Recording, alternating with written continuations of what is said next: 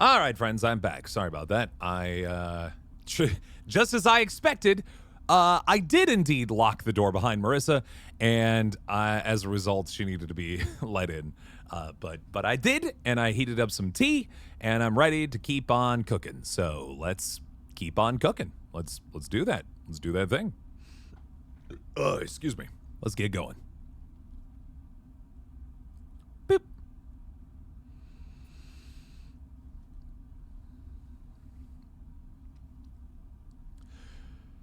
The airlock cycles, and Marco leads you into the yard through a series of shadowy passages that connect the two docking bridges. Now's the time, sleeper, Marco says as you work your way through the yard. Any questions? Any concerns? Speak up now. The higher your streak goes up, the more your sanity levels go down. Hopefully not connected to each other with any luck. Yeah? But yeah, congrats on the 20 stream streak. And Minnesota has Nessie's American cousin. Go figure. I'm just a good boy. I lock my doors at night, you know? There's scary people out there. Probably not, but... But then forgetting, of course, that Marissa was outside of the house, and we have this weird thing where we don't have a key for the door that bridges between our garage and the house. So we lock it when both of us are here, and we lock it when we know that there isn't anybody out there, or we lock it when we know nobody or one of us isn't going to come back for a while. But we do have to make sure that it's unlocked when we know they're going to be arriving soon. Will we have to pass any checks? Marco shrugs. This freighter is a known ship to Utsubo. Makes this route on a regular basis. They have no reason to suspect it. You reach a vertical tunnel and start ascending. At the docks, we'll probably have to give some enforcers a nod and a smile, but that's it. You come out of the entrance to the other docking tunnel, the freighter filling the viewing window so all you can see are the plates of its scratched hull. You hit the button to open the doors and glide towards the freighter's airlock. As you do, the fear settles in. You are going back to Darkside. Here we go. Interesting we're running on supplies on this. Darkside sprawls out across the starscape, its surface a vast and random accumulation of structures, lights, and signs. You have watched it as the freighter cut across the belt, as it grew, cycle by cycle, like a stain across the cockpit glass. Watching it approach, the fragmented memories of your time there pass through your mind, each one dissolving the moment you try to focus on it. Only the sensations remain. Despair, claustrophobia, fear, all somehow strengthened by their disconnected nature. It's as if, by not being attached to specific memories, they can run free through your mind, as alive as they were in the first moment of feeling. Good night, Eden. Instruction received. Appreciate it. Marco's in the pilot's seat talking to the port authority. Begin coming to strut 2-3. He turns back to you, clicking off the outgoing comms channel. First step complete. We got docking approval as expected. He raises his eyebrows, noticing something in your face. Keep it together, all right? I got this. I'm fine. Good. He turns back to the controls. You feel a punch on your shoulder and you look across the cockpit to see a grinning cadet. No one's getting near you while I'm here. This is my kind of place, she stretches. No scrap, no dusty rocks. This is gonna be fun. There's a hollow rumble through the body of the freighter as Marco brings it into the dock. The noises of this draftier, more industrial ship differ to those of your rig. You haven't quite gotten used to them yet. A squawk of noise over the comms sends Marco scrabbling at the controls to submit the docking code he was sent just moments before. There's an agonizing wait, and then a chirp as the code is accepted. The freighter is docked. All right, let me go out first. Talk to the dockers, start the unloading. He unclips his seat. Then you're good to go. Okay, I'll wait. I'm a sleeper. I don't want to...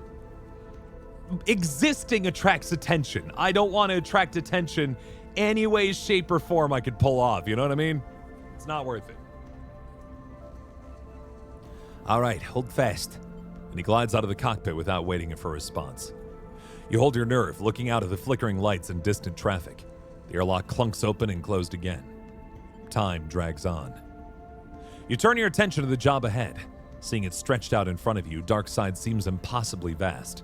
Too vast to find a specific person, but just to find a type of person. Someone unhappy with Utsubo's gains, ready to risk their life to change this place and push to a point of desperation or anger. That might be a lot more doable. But first, you must understand Utsubo. See how they run this place, where they meet, what they talk about. Find where Utsubo's at its weakest.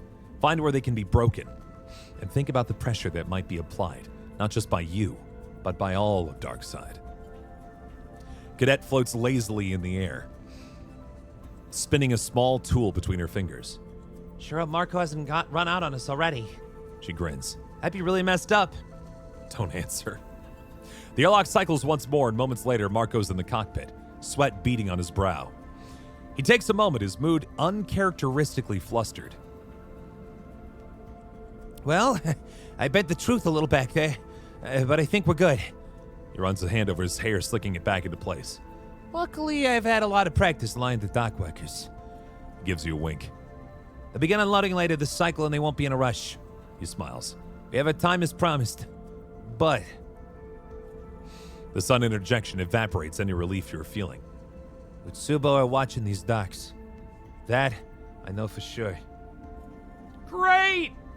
Fantastic! Wonderful!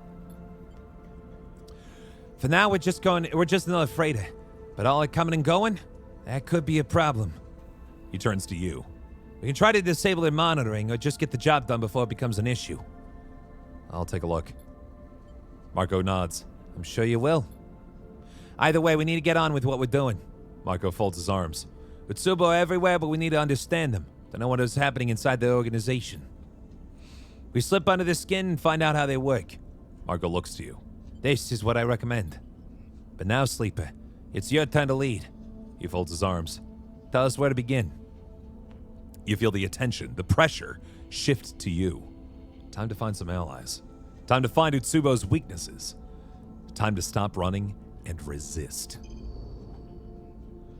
Okay, so we do have ourselves a crisis already kicking off that we might be able to resolve and then free ourselves with a lot more time. But we'll see how bad it is. We could hack some surveillance systems if we wanted. Cadet rolled awesomely. Yeah, you know what? Let's do it. Let's cut some connections. The fastest and crudest way to disable surveillance is to cut wires until it goes offline. But which ones to cut? There we go. Oh, boy. Oh, we'd have to burn a whole dang day on this if we want this done. That's not good. That's not good at all. And Marco is not good at either of these things. All right. Let's see what we can do. Good, good. Keep it up. Halfway there, man. Halfway. This will buy us a lot more time on the station if we can help it. That's why I'm trying to do it. Let's push ourselves a little bit, get a little extra pressure in there. Awesome. Oh, decisions. Because now we're at a spot where, like, we can cause stress to ourselves by getting this wrong, but it might be worth trying. Neutral outcome, and then maybe we can get one more neutral outcome in there. We shut this off. Come on. Yeah. I just had to burn all of it. I had to burn every last bit of my dice to shut off their systems. The system collapses with a screech of white noise. Utsubo are blind to what goes on in the Washgate docks now. So now they can't track us anymore. So that's great. That's fantastic. I'm so happy. Docker debate. The fastest way to get information on Utsubo will be to kick up a conversation with the dockers. It's not exactly subtle, though. Yeah, but Marco's good at talking to people. Let's see how that goes. He's our face here. Ow! A lively debate offers a lot of details on Utsubo, but it also brings some unwanted attention. Marco's a little stressed, but that's okay. He did what we needed to do, and now we're going to take a nap. Kind of wish I had given us ourselves 5 supplies for this, but we'll just have to deal with what we deal with. Yeah. Oh, Cadet. I guess for getting, what, she got like a 5 and a 6 last round, and now she's rolling double ones, snake eyes. I guess I can't be that upset, because she did really good the first time around, but still, that hurts. All right, come on, Marco. Yeah, shore leave. It's best to stir things up and then let the dockers talk. Soon the details on Utsubo's operations start to come out. See, I'm not good at this skill, so I'm going to make Marco keep working on it. Good, bud, good. I know you're wearing out, but that's all right. We did our good work here. There we go. You've narrowed your search to a docker's bar known for its Utsubo connections. Okay. All right, many of the dockers are members of the Utsubo, making this bar the perfect place to score an ID cipher. Sure. Let's get to work. I happen to be good at stealing passkeys, so that's exactly what I'm going to do. 1. A 2. A 3. Beautiful. The passkey is stolen smoothly. This should contain a full cipher for entry into Utsubo facilities. You leave Docker's Rest with an Utsubo passkey in hand, sure to get you inside of one of their safe houses. Now, the trick is to find one. You make your way through the docks, head down in the dark passageways. Sleeper! Cadet calls you from further back of the passage. Marco just split. You stop in dark side passageway you are drifting down, a quiet connection between 2 thoroughfares. You glance around at the loose bundle of wires and stained metal plates. Seems like a safe place to talk. Looked real nervous. Cadet catches up with you, and he just blurted out he had something he needed to do and left. She shrugs. Was gone just like that. You pause for a moment, unsure how to react. What's going on? You tell me, Sleeper. Cadet folds her arms. This is your crew. I assumed you knew he was going. He meets your eye. She meets your eye, which I can see now is obviously not the case. You take a moment. No need to panic. Marco brought you here. He'll get you out. Look down the corridor towards a busier, wider passage where people drift by. If he needed to deal with something, then, well, he needed to deal with something. Doesn't mean anything, but you sure as hell wish he had given you a warning. Surveilled and now short-handed. His job is going from bad to worse. Well, at least I got, he helped me get through a bit that I wasn't going to be able to do on my own, so that's a win, I suppose. But yeah, it's now just down to the 2 of us. Just the 2 of us. We can make it if we try. Utsubo enforcers aren't hard to spot, so with some patience and effort, following them will lead you to their meeting place. So we're trying to find a safe house for Utsubo so we can use the passkey and sneak in. And I just happen to have a good die for it. Yeah. The enforcers all cross through one area of the rise. Their meeting place must be in here somewhere. I got 3 more bits of supplies before I start to starve. Hopefully I can make this work.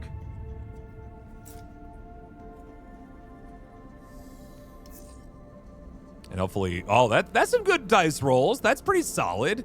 We can get some work done with that. Easy peasy.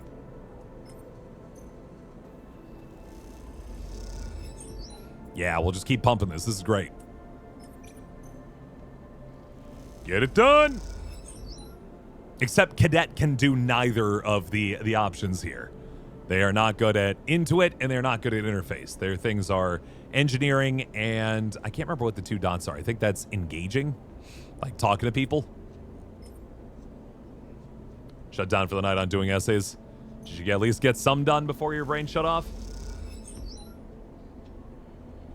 All right, we got 4 left. Push it a little bit, stress ourselves out, get it done. All right, we just need 1 more. 1 more positive outcome and we're done. Ah, of course it's neutral, but that's okay. We can handle 1 point of stress. That's not a problem. You've isolated the Itsubo safe house location, but now you'll need to gain entry. Well, I already have the key.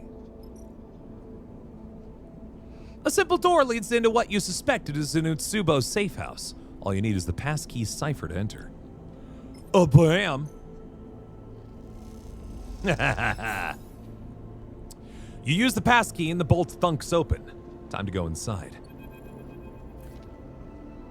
The unmarked door slides open as you use the cipher. Beyond it, a dark tunnel descends, its roof a mess of bundled tubes and wires. Entering, you see a flickering light at its far end, and hear the soft echo of raised voices. Looks like a rat's nest to me. Cadet grins darkly. Let's go see what they're chatting about. You drift down the tunnel, keeping your limbs clear of the sides, your passage through the air silent and gentle. You focus on the flickering light, the sound of the voices growing ever louder. As you descend through the tunnel, you notice a small, dark doorway leading off before the tunnel reaches the bottom. You slow yourself gently, fingertips grazing the metal walls on either side. Glancing through, you see the doorway leads out to onto a framework balcony, high on the wall of some dark room. You glance down to the bottom of the tunnel and hear the voices rising in volume. The balcony. Cadet hisses. Come on. She pushes ahead through the doorway. You come out onto the balcony overlooking a dark, cavernous room, lit in patches, with a bright area at the far end. It is filled with people, Utsubo enforcers and members, all facing forward, their floating bodies silhouetted by the pool of bright light ahead. And in that bright pool, two figures are arguing. You come to the edge of the balcony, a feeling of safety granted to you by both your elevation and the cover of darkness. Below, the entire room has its attention focused on the two figures in the pool of light, the watching audience keeping into the dark perimeter, as if they were observing a piece of theater. You feel Cadet arrive beside you, her attention like yours on the scene below. These are my territories. You need to withdraw. One figure, their features hard to define in the pool of light, gestures to the other. There's no discussion to be had. The other figure laughs. You're pathetic, Owen. The Washgate is a joke like you. He turns to the crowd and you see a dark hair, dark eyes, and a smile like a slit. The dark-haired figure addresses the gathered crowd. Owen makes nothing from the Washgate. All that freight, and he lets it slip by while he soaks up bribes. Jeering echoes around the crowd. He's stealing from you all. Dicey, you piece of shit. Orin spits, a glinting orb zipping past the other man. You have no respect. A few of the crowd enter the light, gathering behind one figure or the other. Barely more than enforcing already dictating terms. If you have any idea what's happening in the passages, you know you've been facing sabotage and resistance across the Washgate. Orin shakes his head. Utsubo's control is under question. Sabotage and resistance. You quietly log the remark in your mind. Those are the people you have to find. Daichi smirks in response. I still know how it is in the passages, but you are getting soft, Orin. He glances around. You can't deal with some angry shop owners. He makes a show of his mocking laugh. It's easy to mock, but they're organized. And I'm close to rooting out their meeting places. Orin folds his arms. You will know where to start looking. If you say so, old man. In the end, it's only a matter of time before someone ambitious notices how weak you've become. Daichi draws a finger across his throat with a grin. The room erupts in shouts. Both sides call out insults, while others from the crowd air their own problems, some drifting into the light to heckle Daichi and Orin directly. Silence! A voice cuts through the room, raised above all others. The noise drops. You lean forward to get a better view. Oh man, it's Ankita! We actually worked with this gal in the first game a little bit. Watched her murder somebody. That was a whole thing. That was fun. That was cool.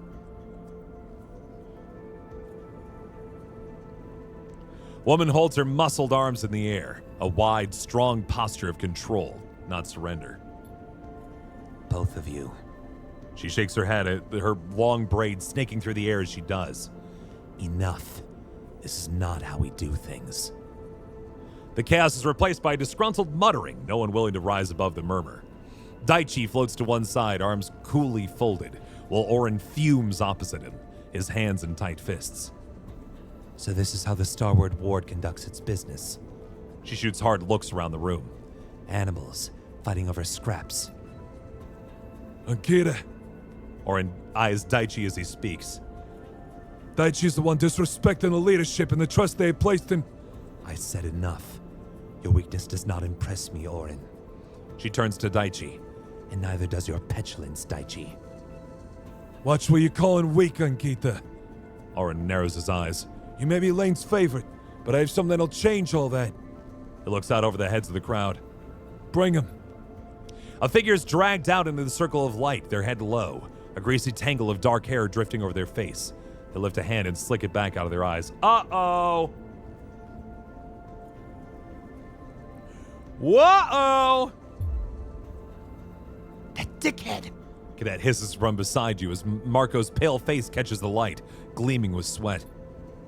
This one is a very interesting story to share with us all. Orin gestures to the gathered crowd. I'm sure you're all aware the bounty Lane is put on the head of a very valuable escaped sleeper and their accomplices. Well, Marco here tells me. He smiles at Marco, whose eyes are fixed forward, squinting into the light. That same sleeper is right now on a freighter moored in the Washgate docks. A ripple runs through the gathered crowd, a reflection of the value of this information. Wonder how much cryo's on you and Seraphin's heads.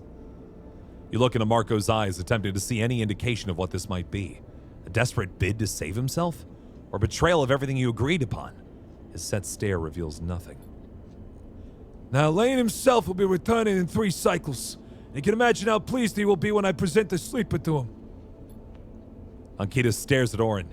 You had no business keeping this from me. She folds her arms. I will be the one to bring the sleeper in. Not so fast, Ankita. Orin turns to the gathered crowd. The first of you to bring me the sleeper will be given a share of Washgate. He shoots you a look across the circle of light. That includes you, Daichi. The crowd erupts into shouts and movement. The assembled Utsubo members suddenly up and moving towards the doors. You push yourself into the corner of the balcony, tucking yourself into the shadows, as you hear the tunnel filling with voices. There are shouts and scuffles, and you fear that any moment you'll be discovered. But as time passes, the noise subsides. You only open your eyes when the sound disappears altogether. The Utsubo members on their way to your freighter. The freighter that's supposed to take you off Darkside. You feel the panic rising. You're trapped here once more. Screw this! Cadet hisses beside you. We need to run now! You ascend through the tunnel, silent, slow. Your eyes are on the entrance, hoping that no Utsubo member returns or enters. And then you're back out on the main passageway, blinking in the light of the fluorescent panels and gliding away from the entrance, lost in a daze. Oh boy! Somewhere in the rise, you eventually stop, not sure where you might be going, but needing to get away from what you just witnessed. You can't go back to the freighter, that much is clear, which means no supplies, no place to sleep. And then there's Marco. Was this always part of his plan? Or is this just him in survival mode? Your mind fills with questions and worries, the path ahead unclear. What a dickhead! Marco actually sold us out! Cadet hovers in a passageway. When I catch him, I'm gonna wring his neck! But why? Hell if I know! Cadet's eyes flash with anger. What does it matter? He's done! Is it as clean as Cadet says? Can you actually leave Darkside without Marco? If he actually has been caught by Utsubo, can you forgive him for giving into the pressure? You're angry, but you're struggling to be angry at him, perhaps because you have been where he is now, under Utsubo's control. What would you have done to escape? Who would you have given up? Come on. Cadet jolts you out of your train of thought. We can work out what Marco deserves later. We can't go back, that's a fact. The ship is compromised. The docks are probably swarming with Utsubo. Cadet sighs and looks around. We should bed down here, ride out the worst of it.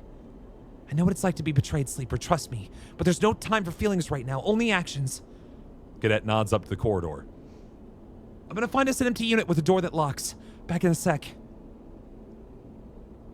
See, I'm glad I grabbed Cadet, because Cadet has survival instincts that I'm not sure a lot of my other compatriots would have. You know what I mean? Like, she's good at running. You take a moment trying to find a focus. Maybe if you could find those resisting Utsubo, they could help you. Though you wonder if they ever existed at all, given that Marco is the one who reported their existence to you and Seraphin. Was this whole thing a ploy to collect the bounty to bring you to Darkside?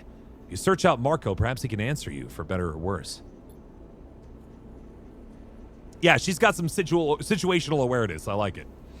But then you recall Oren's words, sabotage and resistance. If that was an honest plea, then there's some truth in what Marco said. Utsubo's being resisted. You try to gather yourself. You have to bounce back, to come up fighting. Otherwise, this place will drown you in its darkness. Oh boy! I got no dice, no food. I'm going to start starving pretty quick here.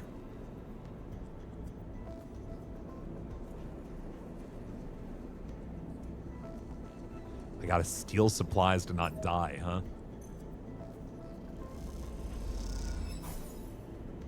You take a little food from a busy stall when the owner isn't looking. Just a little. Just a little. So you have to depend almost exclusively on Cadet for this one because this is not a skill that I am good at. This is real bad, guys. This is real bad. This is dangerous, man.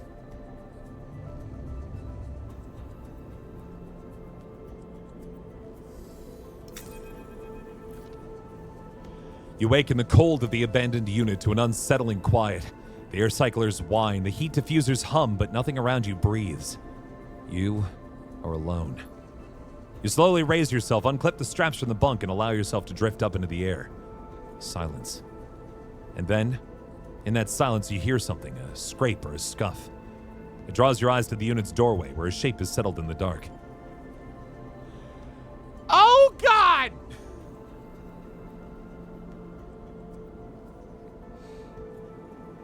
Yeah, it's not going to go very well for me. I know you couldn't have gone far. Ankita shifts to fill the doorway. I'm going to stay still. There's nothing else I can do. Just calm yourself. Ankita holds up both hands. Let's not cause too much damage. She raises an eyebrow. May I come in? She drifts through the doorway. I don't need any extra attention right now. You can't give me the lane. Look, just shut up and listen. Ankita drops her voice. Risking everything by coming up here, she hisses. So don't make this any harder than it is.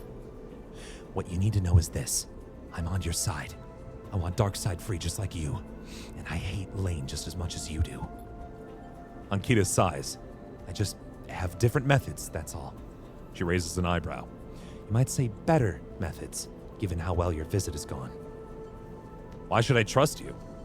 I'm the only person to get you off Darkseid, so you better listen closely. Ankita hisses. It has taken me more cycles than you would believe to get this deep into Utsubo, and I'm not about to give it up for one escapee. But then Lane doesn't usually run all across the belt chasing a lone escapee, even a sleeper. Ankita drifts a little closer, overshadowing you. So you need to tell me now. What does Lane want with you? Why are you so important to him? What's it to you? Ankita's look darkens. You don't want to play like this, trust me. What you don't understand, Sleepers, I've been trying to keep you safe since I saw you arrive. But your friend hasn't made it easy. Getting himself caught by Utsubo's bad enough, but then blabbing about you being here? She sighs. I can only protect you so much. That's all right, Sierra. Enjoy your lurking. Where's Marco? I don't run the gang. He's Oren's. I can't risk starting an internal war. Either way, you're lucky you aren't in the same position, and you have me to thank for that. So I'll ask again. Ankita meets your eye. Why is Lane pursuing you?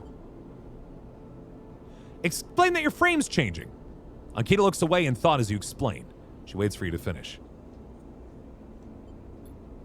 None of it makes any sense. But there's no way I'm letting Lane get his prize. Not until we understand more. She gives you a hard look. I can get you out, but I need a couple of cycles. And I need you to do something for me. You need to take this with you off station. She produces a thumbnail drive and holds it up. This is everything I managed to scrape from within Utsubo. The key to challenging Lane is on here, I know it. Take it to Oliveira. It's tucked away in a crater in the shoals, that massive debris field beyond the hollow. She meets your eye. Give it to Carmen, no one else. Ankita presses the drive into your palm and closes your hand around it. No one but Carmen, you understand? Lane's rise has been cruel. He's spilled too much blood. When I'm ready, I'll make him pay for that. But Carmen needs to analyze what I've got on him to find the right place and moment to strike. Ankita meets your eye. I knew a sleeper once. and I should have trusted them. She lets go of your hand. So now, I'm trusting you. I'll get you out, and you deliver. That's the deal. Ankita cracks her knuckles. Then together, we can... Ankita spins sideways, slamming into the wall of the unit with a grunt. A few small globes of red liquid glitter in the air. I got a sleeper! Let's go, Cadet! What Cadet doesn't have in maybe some, like, social awareness, she's got my back, you know what I mean? Cadet shakes out the fist she just punched Ankita with. A shrill whine draws both you and Cadet's attention to Ankita. She's holding a boxy pistol at her waist, its side blinking with a pale indicator light. You haven't got shit. Ankita reaches up and wipes a little blood from her temple, her eyes not leaving Cadet. Solid punch. She smiles. But you should have checked on who's on your side first. Cadet looks at you questioningly. The hell is this sleeper? It's a long story. Cadet sighs. I hate long stories. I have to go, sleeper. She glances between the two of you. You explain this whole thing to your friend if you want, but I won't be here when you do. 2 cycles. Be ready to leave. She backs out of the unit. When Lane comes back, you go out. Neither of us wants him to win here. And a piece of advice, forget Marco. Keep your head down and wait for me. She raises a finger. You need supplies? Steal them and flick a row. Otherwise, keep to yourself. Ankita gives you a hard look and slips out of the unit. What she's saying is maybe I should hunt down Marco. That seems like a good plan, yes?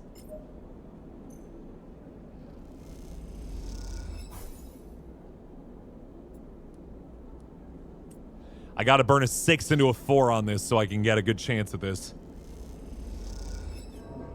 Ah!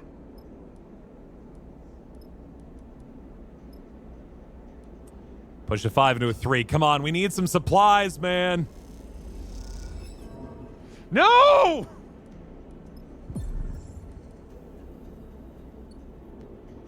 I'm so screwed, guys. I'm so screwed. Chatter, I think we're cooked.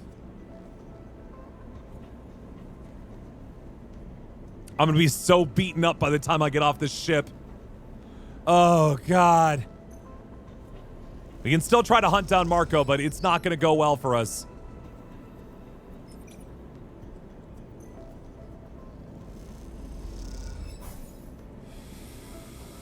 We're so stressed out right now, man.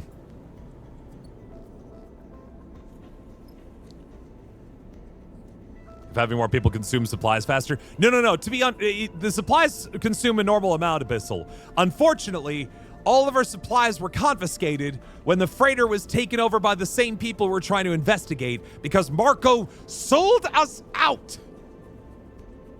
Like a little jerk. And we have no way to like recover our supplies at this point. Maybe if Cadet gets a hit here.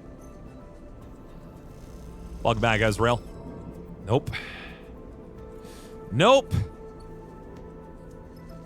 And so we're gonna starve here. We're gonna get more stress and we're gonna take damage to these dice. And for once, we might be a little cooked. There goes one. One of your dice is broken due to losing all its dice health. Broken dice can be repaired at the rig for a cost once the workshop is available. It's available. It's been available a long time. Honestly, I'm pretty excited that we only lost 1 die there. We could have lost a lot more. You wake in the bare unit, cloaked in the endless shadow of Darkside.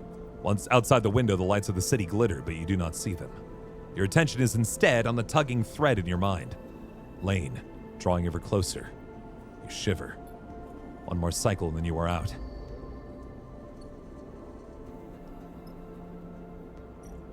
All right, real quick.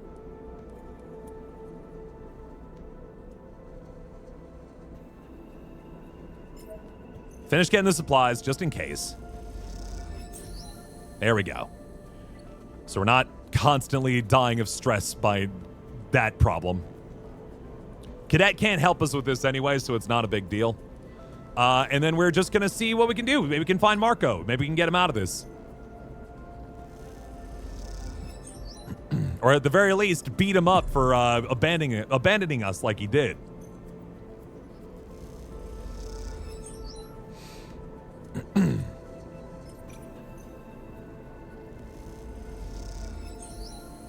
Marco seems to have been moved to a new location. Though you have no specific memory of it, there's something unpleasantly familiar about the place you have found yourself in. Among the many, many stack units of the Rise, framed by scaffolding and stretching away from Darkseid's reflectors in a way that is only possible in Zero-G, you have found yourself in a cold corner. Here, a locked door is marked with Utsubo's sigil. A single eel, curled back on itself, its mouth around its own tail. This is the kind of door behind which Utsubo keeps its secrets, its assets. Assets like you and Seraphin were, like Marco is now. There we go. It's a door you've been watching, which is why you know there should be an enforcer lazily lent beside it, and why you know you only have moments before they come back. Come on. Neutral! Ugh. You slip a shipbreaker's chisel from your belt pack and jam it into the lock, glancing over your shoulder as you try to force the mechanism. The tool bends and flexes. You force it sideways and hear a crack as the bolt shears off inside the mechanism. You wrench the door open, and you're in. A dim corridor stretches out ahead of you, lined with doors on either side. The memory hits you almost immediately. Long cycles between jobs in a cell like this, awaiting Lane's arrival. Kept safe. A lie that you believed when you were first brought to a place like this. Most of the cells are dark, empty, but a warm glow spills from around one of the doors. You quickly approach and look in. Marco is tucked into an inset berth, a padded niche like those in any unit. His back is turned to the small window in the door. You slam the exterior lock release without thinking, Marco turning over to face the door as it hisses open. Sleeper. He freezes for a moment, unsure of your intentions. He raises a hand to protect himself, to put something between you and him. You're lucky I'm here. Marco nods. Sleeper, He pushes himself up from the berth. He goes to speak and then stops himself. Let's just get out of here. You back out of the passageway and Marco follows silently, tentatively. Time to leave. Uh-oh! Lucky me.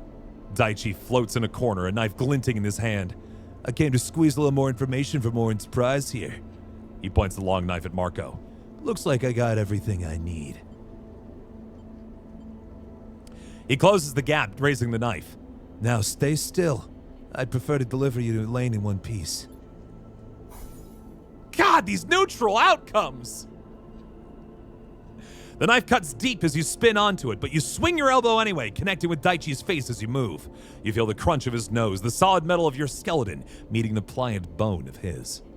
Moments later, Marco and you are streaking through the passages of the Rise in a haze, the pain fading but the fear holding strong, desperate to leave this place once and for all.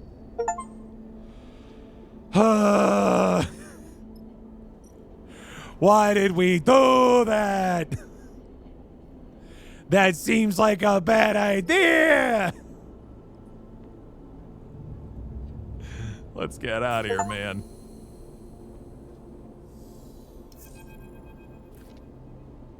Marco rises from his berth quietly. You haven't really spoken. The two of you kept busy by your own injuries and the constant fear that Daichi will find you. But so far, he hasn't. And if Ankita's to be trusted, this is your final cycle on Darkseid. You wait in silence, no one eager to speak.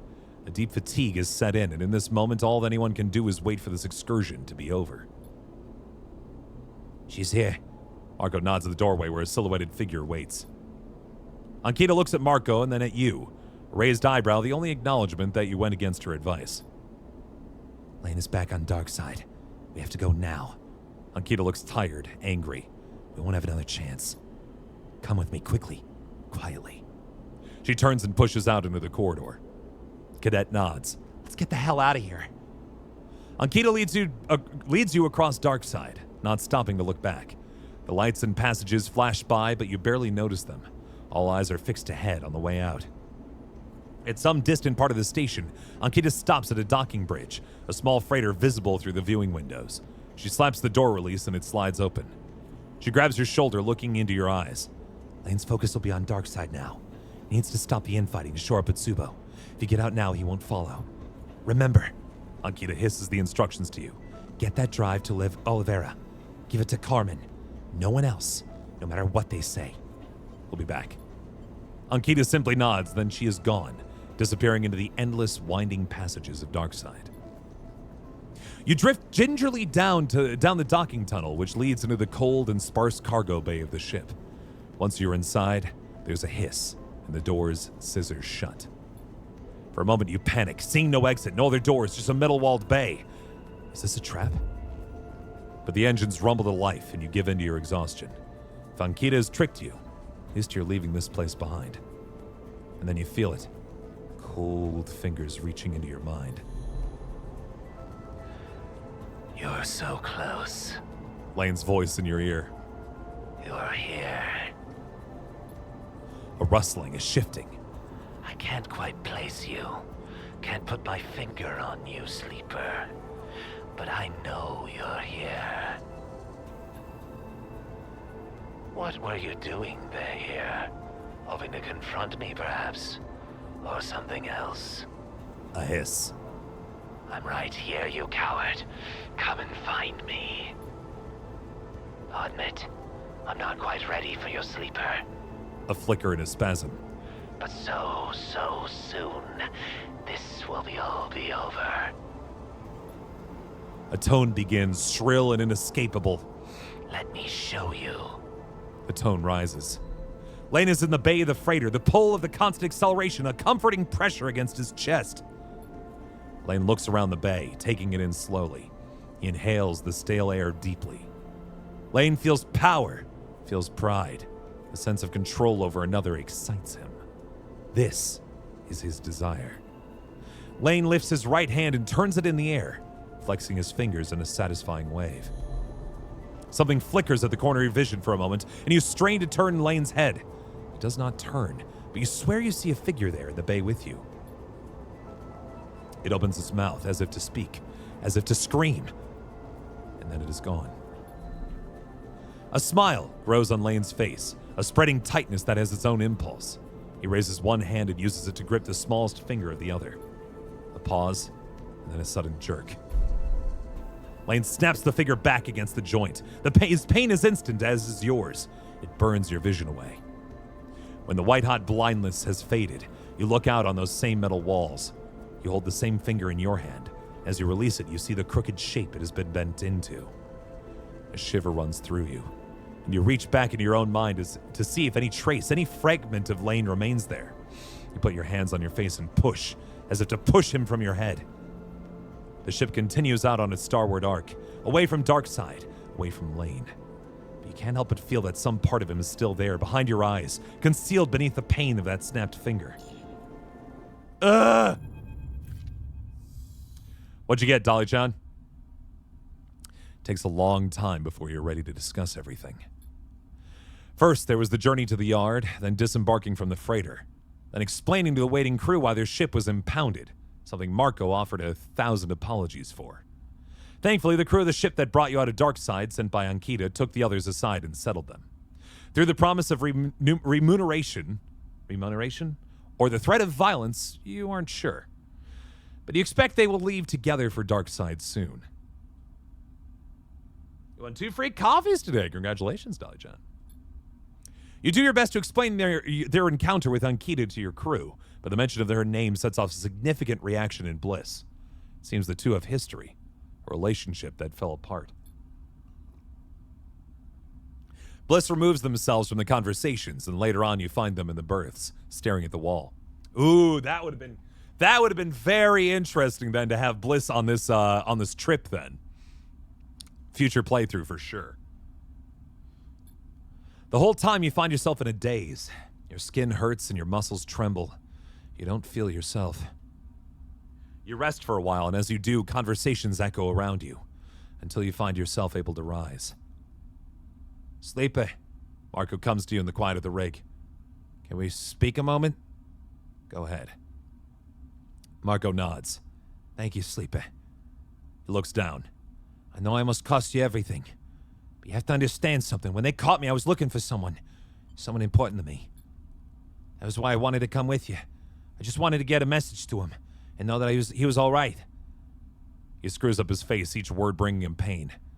I admit, thought I might be able to bargain on his behalf to get us both out. Bargain using my life? Marco can't bring himself to confirm it, but you both know it to be true. All I can say is, I'm sorry. Look, you can use the yard when you get back to the scatter yards. There's some components in there. Take what you want. Marco sniffs. I'm gonna stay here a while. He does not meet your eye. He simply turns away and drifts down the corridor. As he does, Seraphin passes him by, receiving no acknowledgement. Seraphin gives you a questioning look as Marco leaves. Wow, new art for Seraphin. Look at him. What happened out there, sleeper? He floats there, stretching his scarred arm, the protective sleeve he's been wearing since the far spindle finally removed.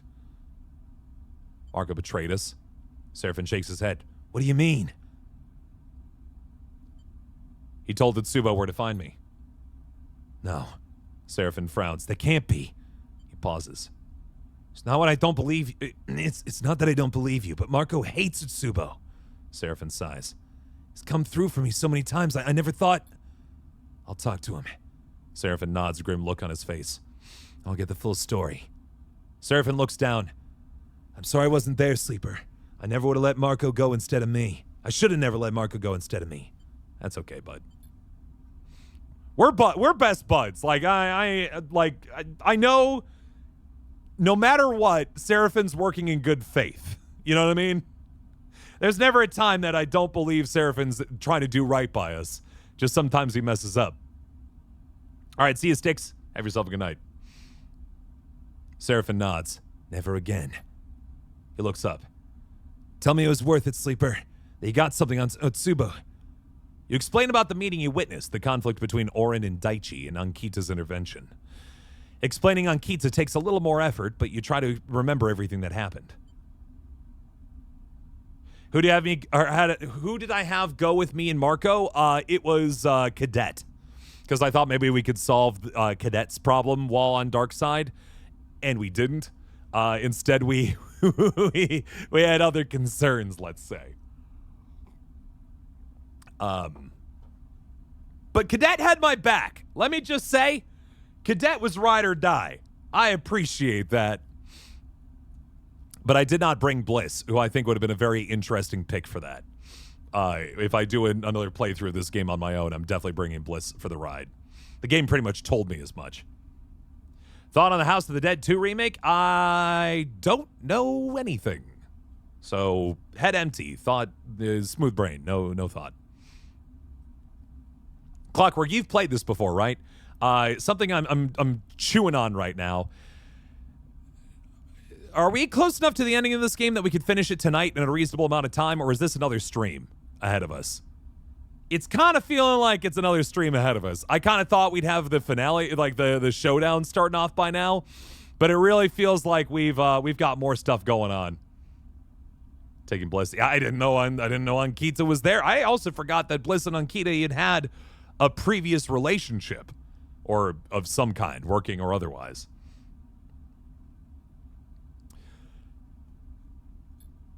You explain Ankita's insistence that she was working against Darkseid, and how she got you off the station. Could fit another stream, probably. That's what I'm starting to think. Probably depends on how much side content you've already done. I mean, other than Cadet's mission on Darkseid, I don't really... And technically, I could do a tour to get the different art styles for my ship, but I've pretty much done everything else side questy as best as I can tell. Hello, Chambers Will. Yeah, I am indeed the guy who plays Pierce. But just to note that Pierce is a character that I play. And apparently Gene.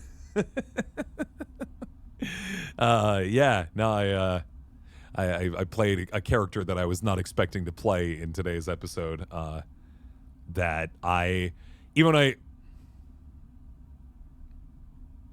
Sorry, there's this bit where I can't.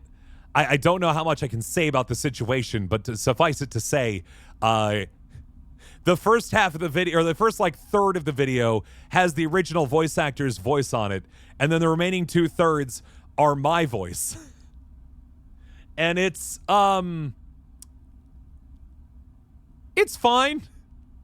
I thought I was making more unique vocal choices for it than I did, but I also didn't necessarily record it thinking it was going to be, I guess, without revealing too much, without thinking it was going to be the final, if that makes sense.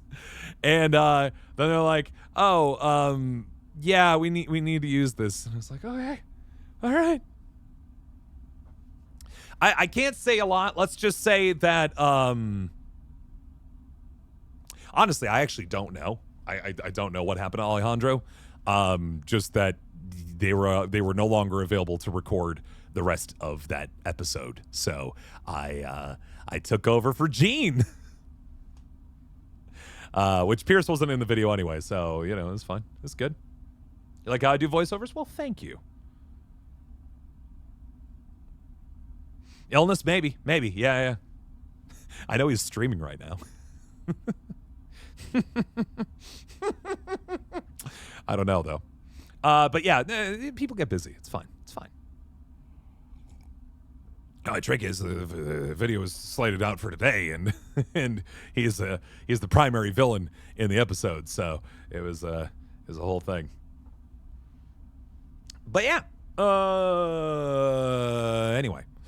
Yeah, I'm just trying to decide if I want to try to stuff all this into tonight's stream or if I want to spread this out. I got myself into a bit of a weird spot here, friends, if I'm being perfectly honest.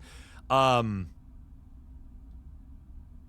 assumed we finished the game here tonight, and so I thought it'd be fun, and I haven't told you guys yet, but Thursday we're going to stream starting a little bit earlier in the evening. Specifically, we're going to start at... What do they tell him? We're going to start at 7:30 p.m. Eastern, U.S. Eastern time on Thursday. And I'm going to be joined by our very own... Sorry, I forgot. I had to... I imagine like this is how ESL people feel, where they have to like try to reorganize their brain in the context of things in a translated way. I'm bringing Tara Bull onto stream on Thursday, and the two of us, and maybe more, I'll see what I can poke. The two of us or more are going to play some more Fast Food Simulator because I had a really fun time with it on Saturday, and I want to do more Floorborger. So yeah, we're gonna do some more Floorborger on Thursday. That means, though, if we don't finish this tonight, which I'm starting to feel like is probably going to be the case, we'll just finish this on Sunday instead. I hope that's all right. So we'll Floorborg on Thursday, and then Sunday we'll get a good finale on this. I don't want to have to try to rush through this, and I don't want to have to keep this game going. Wait until till late in the night on tonight, if I can help it. So yeah. No, I think that'll be fun, though. That'll be fun. It seems like we got our Floorborger into a good, like, spot. To the place where, like, we weren't going to lose a whole lot by, like... Yeah, that we aren't losing a lot because it's all just intro stuff. But now it's going to start to open up to some cooler stuff in game. So I think we're in a good spot. How'd it go? What, fast food? Yeah, it's fine. Just pull a Disco Elysium finale length stream again. I don't want to. Because like the other side of it is that I already feel my voice starting to waver here, and if I have to go for another 2 hours, my voice is going to be shot for the rest of the week, and I literally can't afford that. So what we're probably going to do is I'm gonna try to get this game to a place where we are set to kind of throw ourselves into the finale. And then Sunday, maybe we'll fly around and try to find the best ship color. We'll do a little ride around space as a big finale on Sunday, and then we'll go do the finale. I think that'd be a good idea. Slowly thinking that Shadow was going to try this. I don't think it's a good idea. And the other thing too is I have time. Like again, we're kind of looking to fill a weird little spatch of stream time between now and March 6th, which is when the new I should just know the name, Split Fiction comes out, and Marissa and I are going to do a playthrough of that game because I'm excited for it, and I think it'll be a lot of fun. But yeah, that'll be how we start up on Thursday next week. But in the meantime, I got to fill this Thursday, which I've already got plans. Sunday, which we're going to have ourselves I think, again, this is going to be the finale of this game. And then Tuesday, I'll come up with something. It'll be fun. It'll be fun. It'll be good. It'll be good. So yeah, there's the plan. Hope that makes sense. Hope it's good. Hope we're having a good time. Get it, got it, good. That said, we're still going to stream a little bit longer here until we get to a good stopping place here. And Seraphin stops doing his smoke show at us here, and and then we'll call it. But yeah, I just want to make sure that you guys are on point for that. Yeah.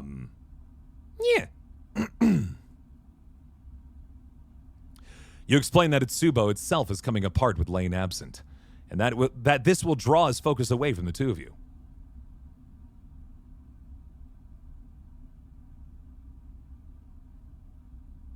Whoa!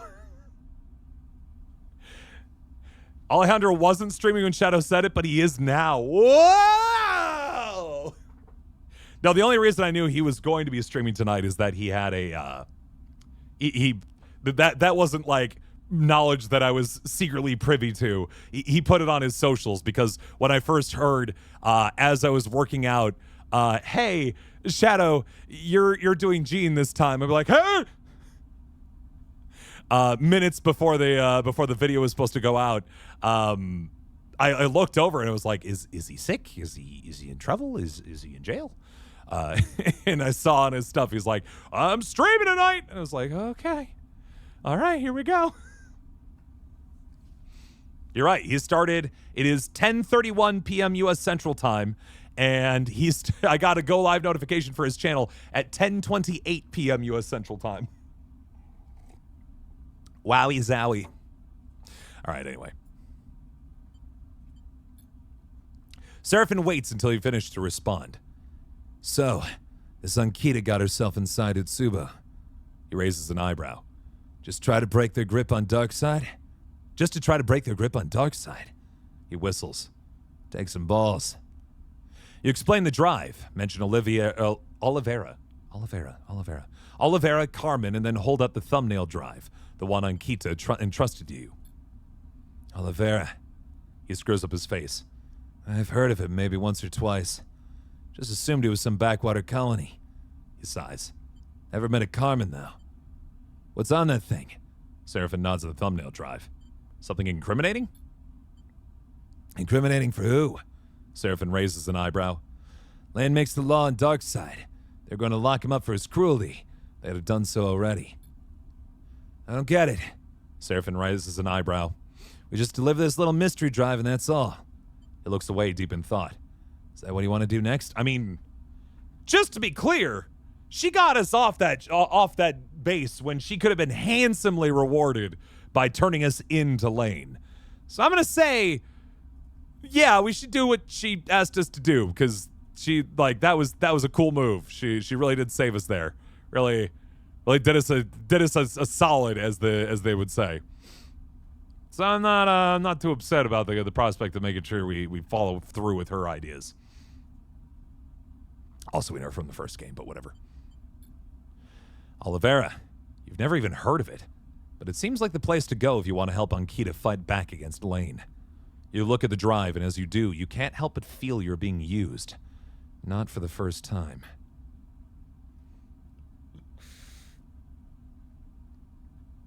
One thing I will say, Seraphin begins, clearly thinking out loud. If we want to head back to Darkseid, take on Lane, we're going to need to do so on our ship this time. Some crews got spoof transponders, sent out a signal matching another ship. He shrugs. Not going to get one fitted here, but that's something we need to look out for. Sure, you think. Go back to Darkseid, where Lane waits. A shudder of fear runs through you, thinking of the moment he slipped into your mind on the freighter. If you ever go back there, you know you'll need something to counteract him. But you also recall Overseer's presence in that moment, too. His strange form holding its shape as Lane tried to override your control. Perhaps Overseer has a way for you to resist his signal. Your mind whirls with possibilities and problems. Is this really the right move? To go back to the place that almost killed you twice? To take Lane on? Seraphin looks at you expectantly. What are you thinking, Sleeper? What if we leave the system? Seraphin pauses. You want to run? He looks down. I know the past cycles must have been hard, that I wasn't there, but leave Hellion. I don't know if I can do that, Sleeper. Tala's here, and... As Seraphin trails off, you think of what it might feel like to leave this place behind. To throw away responsibility, to forget Lane, to set off towards something new. Thought alone lifts you, freezes you in place with closed eyes and shaking hands. I know it's different from you, Sleeper. He sighs. You'd find a way to make the rig fit for interstellar travel. A fraction drive, better hull, a crew and pilot willing to go. And who am I to stop you?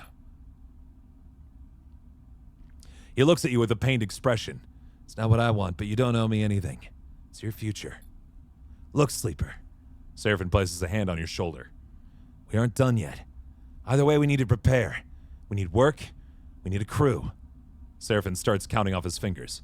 And we need you strong. Speaking of, Seraphin takes out a box of components. Got myself busy these past cycles, working in the fabricator bays on the scatter yards. Figured you'd use some spares. So first, Seraphin takes a calming breath. We rest.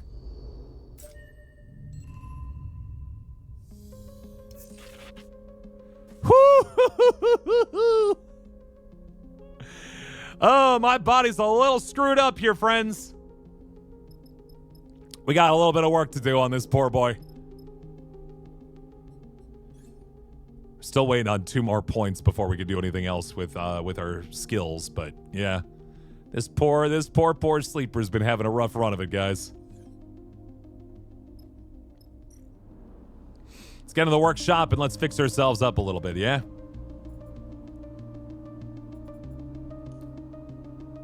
Do some posture checking. Oh. So it sounds like there are kind of 2 endings to this game. We either confront the evil that's plaguing Darkseid. Stretch? Sure. Yep. Oh! Where? I see the posture check. Maybe I just missed it somewhere.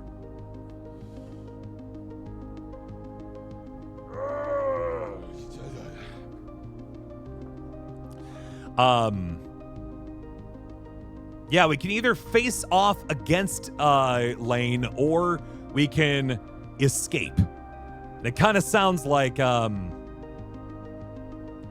we needed to team up with that one dude a couple of streams ago. Do you remember that guy who was like kind of a suspicious little rogue, but was looking for a fraction drive so that he could leave the system for some interstellar travel? I think we'd need him on board if we wanted to be able to pull that off. But it sounds like a wonderful idea for a future run. You kind of go with a whole different path, which I think is very fun, very interesting. But in the meantime, let's fix ourselves up because we're so hurt.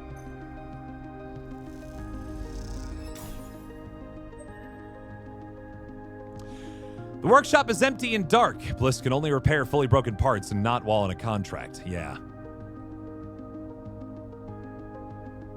Do you want to know about him? I'm surprised he didn't show up again. Is he supposed to show up more than once? We kind of banished him to a certain extent. We're kind of like, I don't want to see you around here no more. So I'm not that surprised not to see him again, but maybe he is. Maybe he's supposed to be. I don't know. No, I'd rather stay in the dark with him unless until we're at the very end of the game.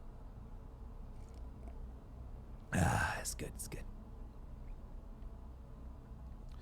But we can't fix any more of our dice, unfortunately. That was the most we could fix our dice for now, which is a little tough, but that's okay.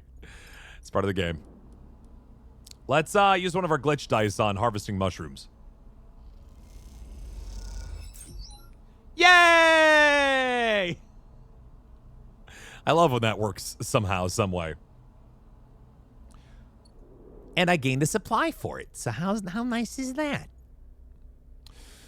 Let's get people on scavenging. Actually gave yourself 2 ads. Whoops. You haven't done a run where you tossed them out. Sure.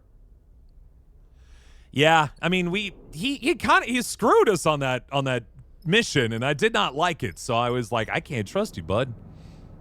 That's been kind of my run so far. Is anytime somebody screws me, I'm like, all right, we're gonna finish this, but you're off as soon as we're done here. Which, strangely, you may have noticed, my entire crew is filled with women and non-binary friends. For the most part. It's been all the dudes that have been jerks about that. I don't like it. I don't like it. Probably should have kicked out Junie, though. She did also screw us. But at least she kind of had like a cool intent behind it. I was like, that's pretty neat and solid, and I like it. And also still like made up for it by helping us still get off the Hexport regardless. So that was cool. Okay, what do I want to do? I need to... Yeah, I could just burn these on this. This is not a bad idea. Warning, glitch dice slotted! Oh no, I failed! But I'll burn on my glitch dice this way. Ha ha ha ha ha! I was just very bad at it, and everything is fine. Search Marco's yard. Marco said you were free to take components he had, but his yard is an absolute mess. Where to even start?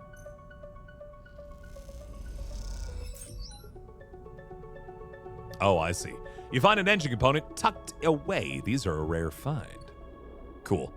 Great.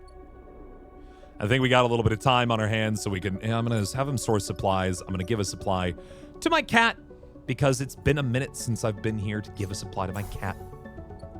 Did any dice die yet? Yep, we finally had one, a full blowout on a die, so we used up some of our rare components to fix up this first die here. You can see one of these things is not like the others.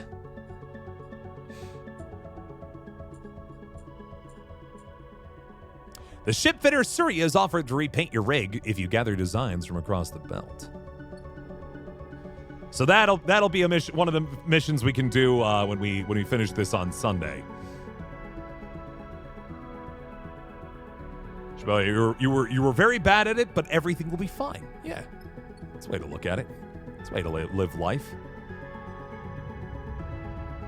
We should be safe here. Lane can't find us here, so we got a little bit of time on our hands. Uh-oh.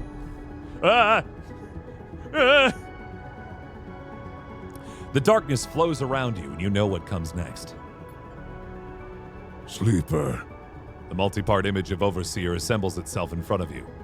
We must intervene in your current course. Intervene in what?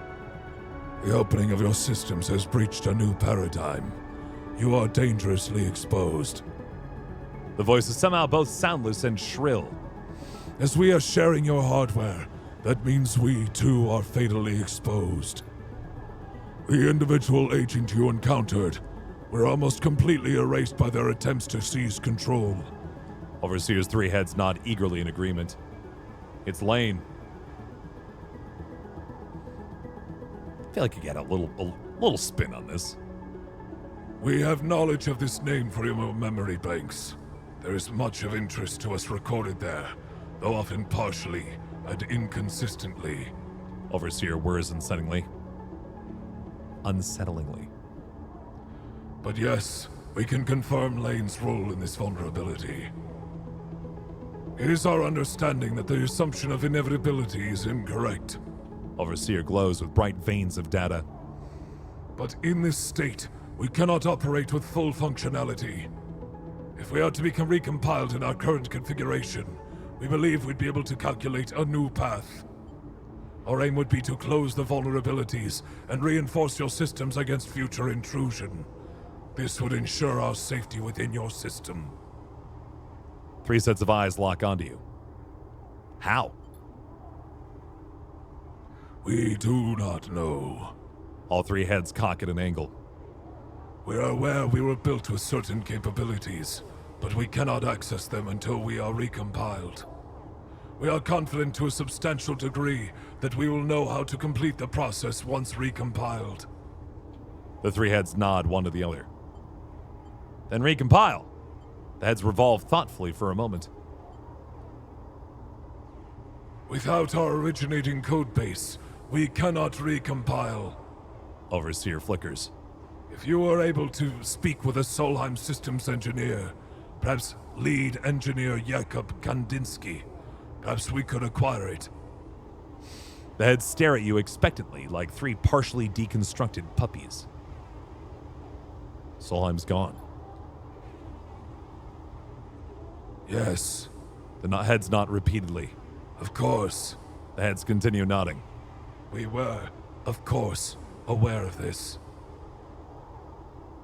You look at the fragmented program itself, its systems unstable and broken. You realize that it is far worse off than you, and its collapse is almost inevitable. How could it possibly save you? It is a difficulty, Overseer flicks between poses. but all code bases are held in centralized Solheim facilities. They are Station A1, the Khan Channel Operations Center, and the Control Center of HAB-PEP, or Hellion Asteroid Belt Photovoltaic Extraction Project. Overseer smiles helpfully. Habpep? Is that Darkseid?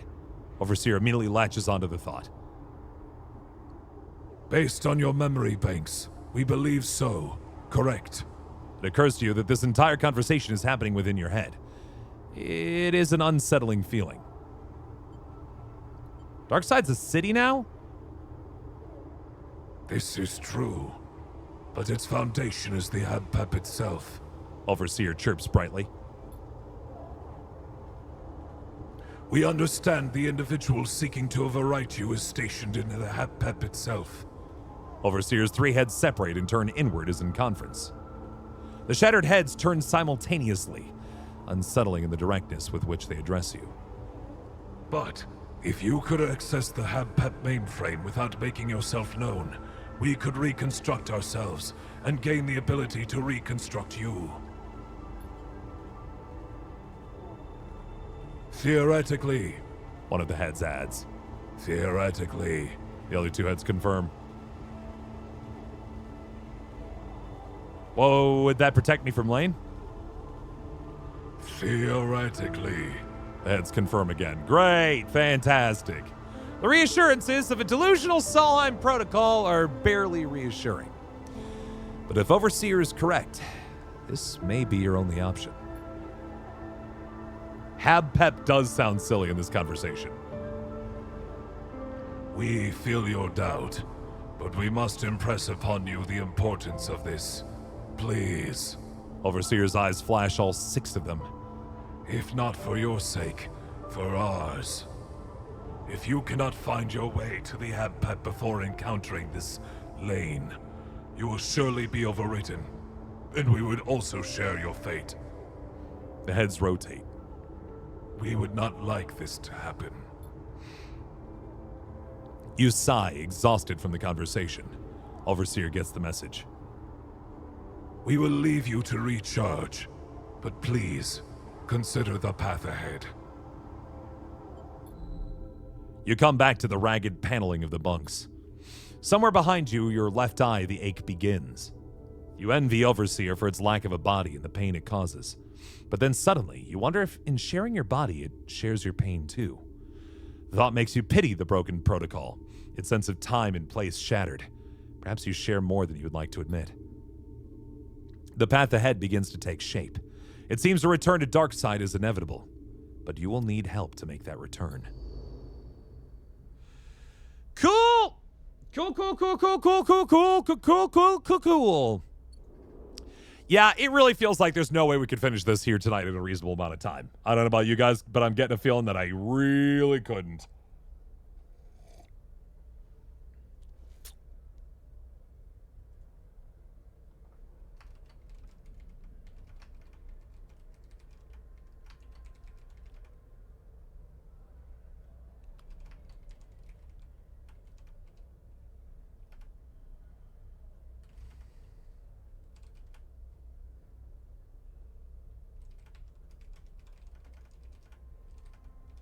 Sorry, 1 second, friends.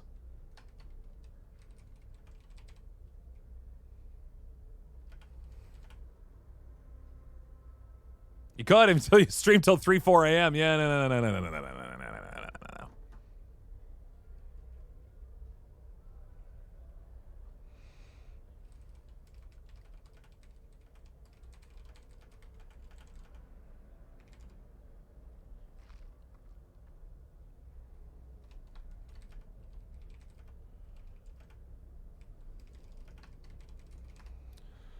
Okay.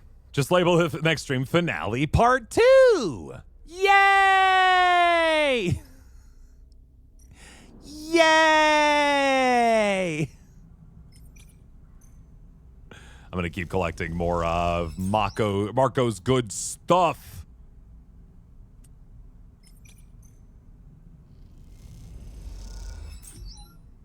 Yeah, look at these engine components we're getting. Those days of finishing game at 3 a.m. It's just that I'm getting older, man. I need my sleep. I need my beauty sleep, guys. What can I tell you? I don't know what else to say. Burn these. So I'm getting these glitch dice because my body was horribly disconfigured. So I'm trying to burn them in places that is completely safe for me to do so.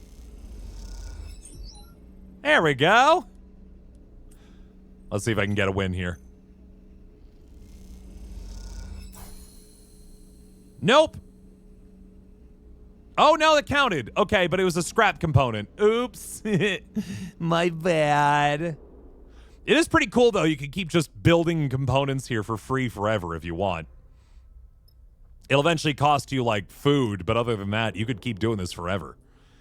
I really appreciate that. Usually they're a little bit of struggle. Scrap's good, still good for dice repair. I've only fixed one die this whole game.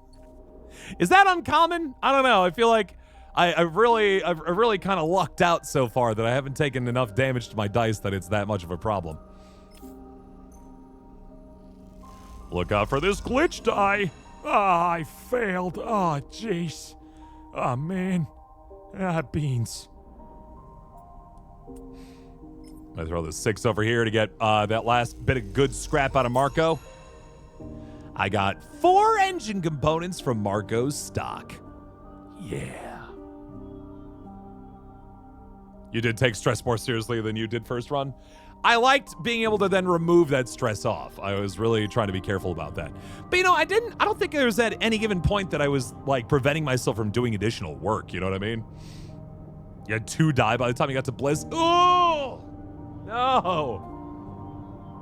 No, if there's one thing I learned from playing the first game, is that losing dice, you should do everything in your power not to lose access to your dice. I would go almost into starving frequently to save enough money to get enough stabilizers so I never had to worry about like being fewer than 4 dice on hand in the first game. It's basic tabletop action, right? Action economy rules all. If you have fewer moves to make in the world by the time you get to do what you need to do, you are working at a severe disadvantage. Even if all the other systems are on fire, as long as you still have the highest amount of actions in a game, you usually are doing better, right? That's just how a lot of these video games tend to work. That's right, I can't do any other work here at the scatter yards. I forgot about that. All I got really is to keep working on the fabricator. But you can still keep trying to make components. That's kind of fun. Boop! Oh, man.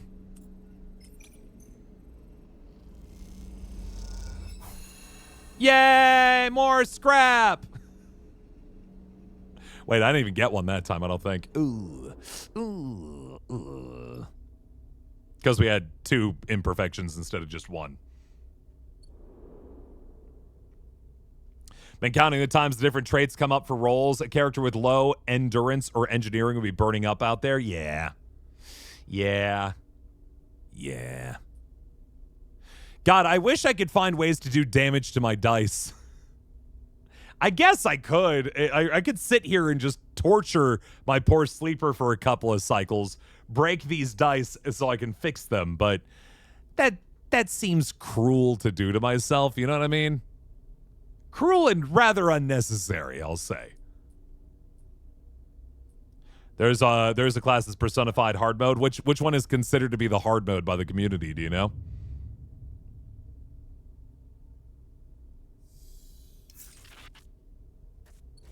All right, my last glitch dice, which is good. I needed to get rid of all those. Back to throwing them at the system. Yay, I lose. Let's try it again.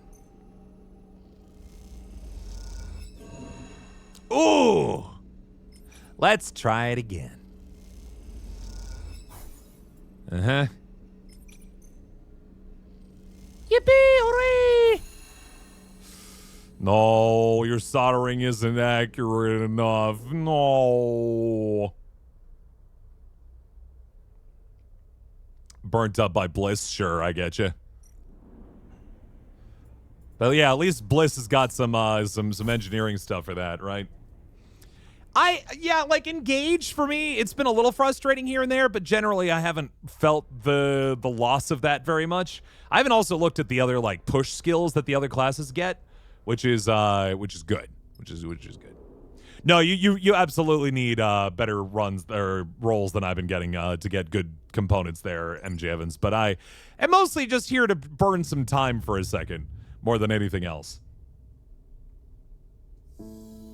Again, I wanted to get rid of all those glitch dice, so I don't have that come up when something important is happening in the future. Now I can get some tasty components. You look at your work, almost perfect. You look at your work, almost perfect. Keep it up, and the component will be error-free. Got myself a 5th engine component. Unfortunately, we're down. We don't have any other good dice at this point, so I'm just gonna go instead go get some good mushrooms. Hooray for supplies! And then maybe we can get ourselves I don't know. 2's not gonna be good at much of anything. Neutral outcome. We fed ourselves. Go us.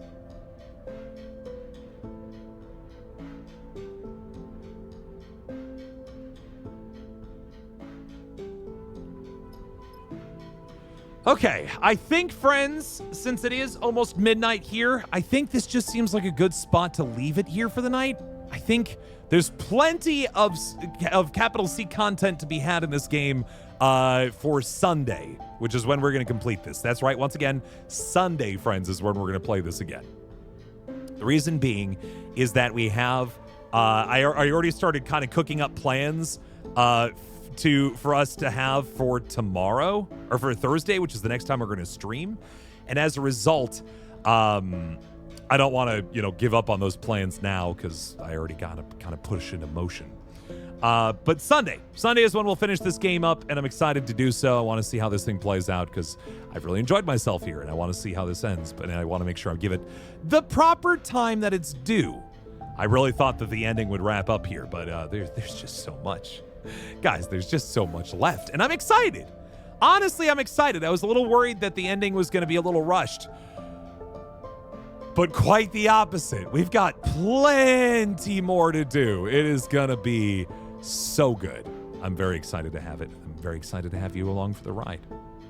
Here's the schedule for the rest of the week, friends. Tomorrow, no stream. I'm not going to be there. I'm going to be at Improv for yet another week. So you will not see me tomorrow night here on this channel. Instead, you should go over to the Discord server where they're going to be watching some Dome Time. That's right, they're going to be watching some Dimension 20 over in the Discord server. You can watch along for free, which is, if you guys haven't tuned in, it's the whole idea is that it's a bunch of very clever comedians and improv folk, and I think right now drag queens, that are playing Dungeons and Dragons together for the fun. And you should definitely check out the little community watch-along that they do on Wednesdays. Thursday, then, we're going to start early, friends. Just to be clear, that is going to be Dungeons and Dragons. Yep, absolutely. Thursday, we're going to be starting at 7:30 p.m. U.S. Eastern Time. So a full hour and a half from our supposed start time, a full 2 hours before our usual start time.